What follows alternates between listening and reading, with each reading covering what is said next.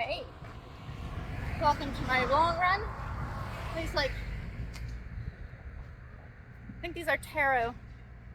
They have these fields of these all the time. They grow for like 6 or 8 months and you just leave them there. And then they come and they turn them into all these little bundles. I think the bottom of them is the taro root. You turn that into something, but then the sticks get like pulverized into some kind of powder, but they get turned into these awesome little tents first. I'm on my long run, and I forgot to take my pre-workout, which I'm not joking when I say this. Water is a fucking awesome pre-workout, and that's what I normally try to drink before coming out. But I woke up really early this morning, and I took a nap right before this, and I just did not hydrate between my big busy morning and now. And ooh, I am feeling it now. I wish I had guzzled some water. I got some dry mouth and it's very hot and I'm struggling. So walking past these workers real quick. Might have to segment my story until then. I think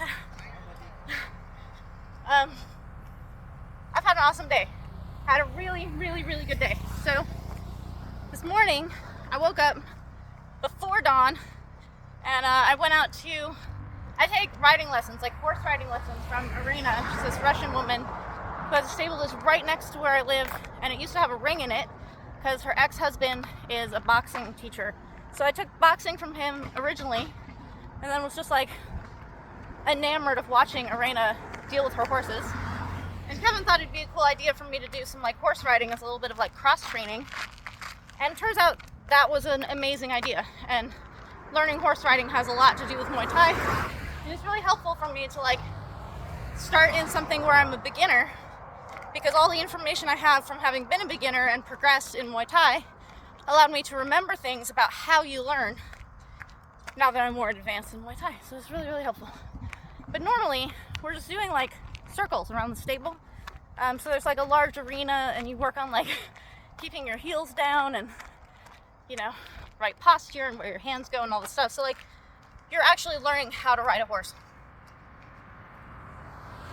I've got dry mouth. Sorry about that. But so this morning, she has a second location now that's endurance riding, which is trail riding.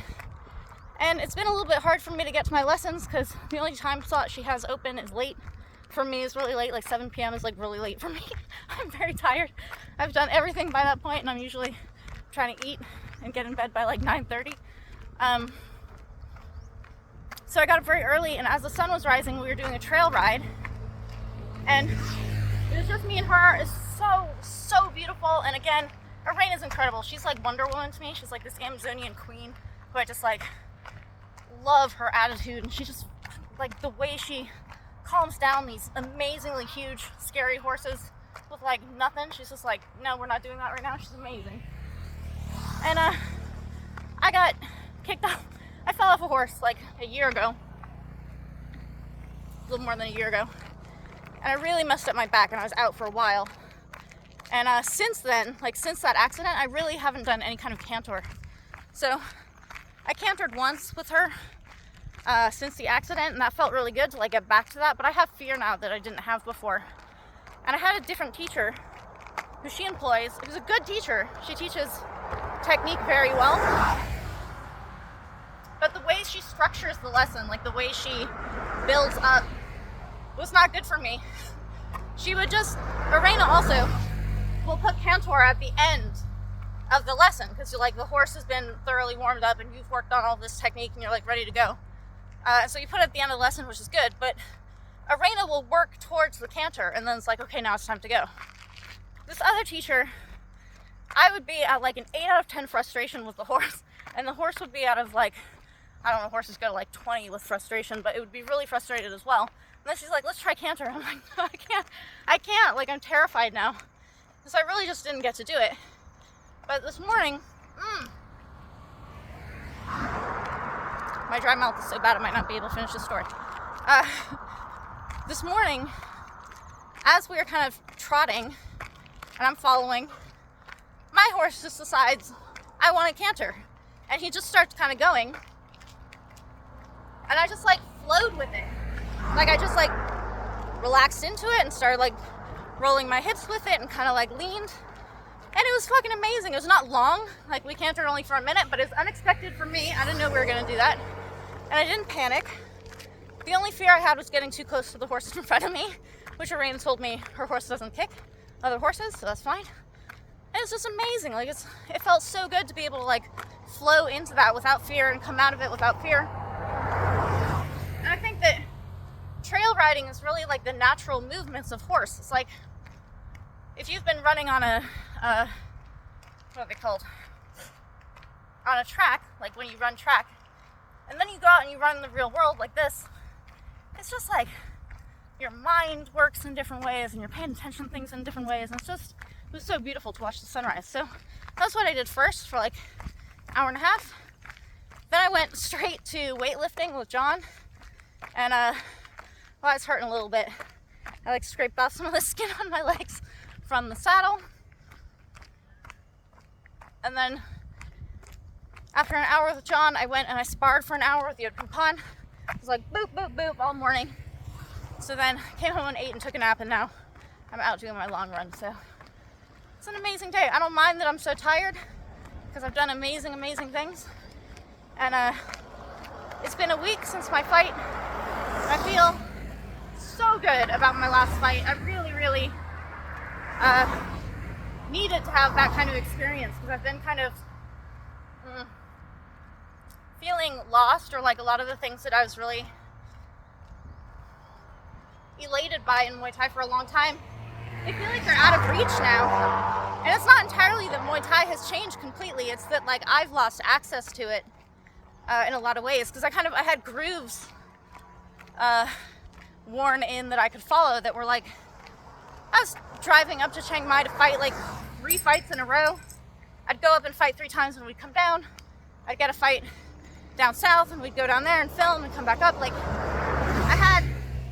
I had enough access that I was able to like just move into all these spaces that felt like I was really, you know, in a groove that I could kind of adapt to things changing or things getting slower in one area, and then it just all felt like I just lost access to all of it. Just really hopeless feeling. And so my last fight was up in Buriram, and it was a festival fight. And festival fights are cool because they just like set up a ring in the middle of a field, usually on temple grounds because they're like raising money for the temple. And this one was like small. This one was a little temple in a little town, and it was a 2-day event. They're raising money to build a chetty, and it was just the best. Like, I have a lot of experiences in festival fights. I love them, they're my favorite, but I haven't been to them in a long time. And so to go up and just be able to like get into that groove and be like, oh, I know what this is. It's the same thing of like the horse starts to canter and I'm like, I know what this is. I can just roll with it. And Carhat wasn't able to come with us. It was near New Year and he was traveling with his buddies, so like he wasn't free to come corner for me. So it wasn't a corner that I don't know. Like, we've met before, but it's not someone who knows me. So like I had to deal with the kind of discomfort of people not knowing what to expect from me, and so putting these like completely bizarre expectations on me because they don't know who I am or don't know what I'm like. And then mixed with that is people who don't know what I'm like or who I am, so it's like I can kind of just show them, you know? I'm never showing Carhat who I am. Carhat knows exactly who I am and what I can do. He's an amazing corner because I never feel like I have to impress him. He's so generous with his like, just do what you can do, and he's like mad with me when I'm mad about a fight, and he's happy with me when I'm happy about a fight. We tend to agree on things. But I had Turkiet in my corner, who's a Golden Age champion, and we've only met for filming for the Muay Thai library before, so he really doesn't know what my fighting style is like. He thinks I'm Carhat's student, which I am, but he thinks I'm like only Carhat's student.